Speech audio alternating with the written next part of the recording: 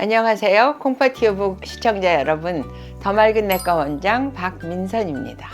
이 겨울에 우리 신장 환자들의 건강은 어떻게 유지해야 될지 오늘은 거기에 대해서 알아보고자 합니다.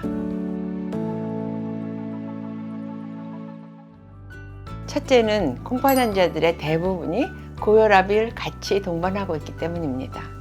고혈압이 있는 환자들이 대부분은 약을 먹어서 혈압을 정상 범위로 유지하는데요. 똑같이 약을 먹었는데 왜 최근에 혈압이 올라갔을까요? 라고 질문하시는 분이 많이 생깁니다. 날씨가 추워지면 혈관도 수축하는 현상이 일어나요. 혈관이 좁아지면 그만큼 혈압을 올릴 가능성이 많이 있고요. 혈압이 올라가면서 심장으로 가는 혈액순환, 뇌로 가는 혈액순환에 장애가 생기면 심장, 심근경색증, 허혈성 심근병증 같은 것들이 생기고, 뇌로 가는 혈관이 좁아지면 뇌졸중 같은 사고가 날 수 있기 때문에 특히 걱정입니다. 보온을 철저히 해야 됩니다. 우리 몸이 춥다 하고 인지하게 되면 혈관에 수축하면서 혈압이 올라가게 되는 거거든요. 그래서 평소에 드시는 혈압약도 잘 드시지만 외출할 때, 특히 아침과 낮에 기온 차이가 매우 심하잖아요. 그래서 모자부터 장갑, 그리고 두꺼운 양말까지 철저히 보온을 하시는 게 필요합니다. 그래서 외기 온도에 덜 노출돼야만 혈압도 안정적으로 유지되고요. 심혈관 질환, 뇌혈관 질환도 방지할 수 있습니다. 신장이 약하고 특히나 면역 기능이 떨어져 있는 환자들은 독감 예방 주사를 맞아서 이를 미리에 방지하는 게 좋습니다. 집안에서라도 운동을 유지해서 근력을 유지할 수 있도록 하는 게 필요합니다. 근력이 유지가 안 되면 그만큼 혈관이 약해지고 혈액순환도 약해져서 심혈관, 뇌혈관 질환이 발생할 수 있는 확률이 더 많아지거든요. 또 우리 신장 환자의 약 50%는 당뇨에 의해서 신장이 나빠지는 건데, 이런 당뇨가 있는 분들은 겨울에 특히 혈당 조절이 어려울 수 있기 때문에 그 점에서도 유의하셔야 되겠습니다. 우리 콩팥 환자들이 피부가 가려운 환자가 굉장히 많은데요.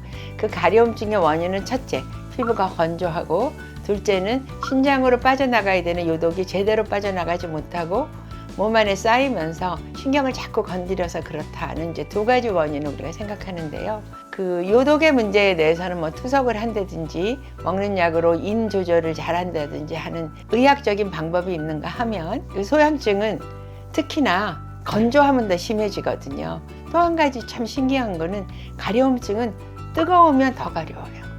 근데 겨울에 따뜻한 물로 목욕하고 나면 더 가렵고, 아니면 이불 요 같은데 전기장판을 깔고 자려고 하면 뒤통수에서부터 엉덩이, 다리 끝까지 가려움증이 더 심해지는 경우가 있는데, 이럴 때는 가려움증이 더운 데에 취약하기 때문에 그래요.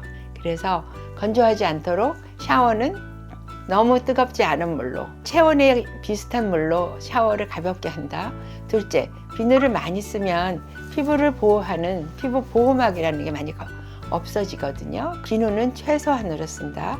세 번째는 샤워 후에 피부 보호막을 재생시킬 수 있는 로션을 충분히 바른다. 이 세 가지를 지키시면 소양증에서 조금 벗어날 수 있습니다. 우리 신장 환자들은 혈액순환이 매우 나쁜 경우가 많이 있고요. 말초 신경이 약해서 인지를 잘 못하는 경우가 있어요. 그냥 그런가 보다 하시면 너무 뜨거운 거나 너무 찬 게 오래 붙어 있으면 그만큼 세포에 손상이 오겠죠. 특히나 겨울에는 전기장판 또는 여기다 붙이는 핫팩 같은 것들 있잖아요.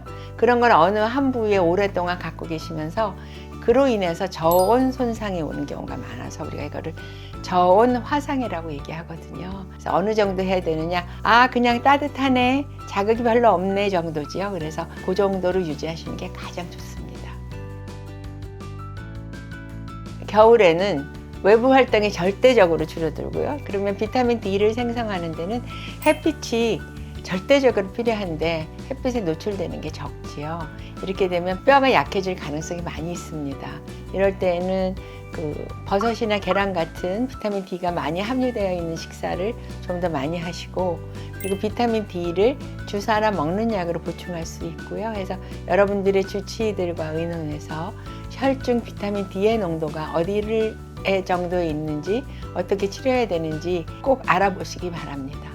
오늘의 유튜브 내용이 여러분들의 건강에 도움이 되길 바라겠습니다. 감사합니다.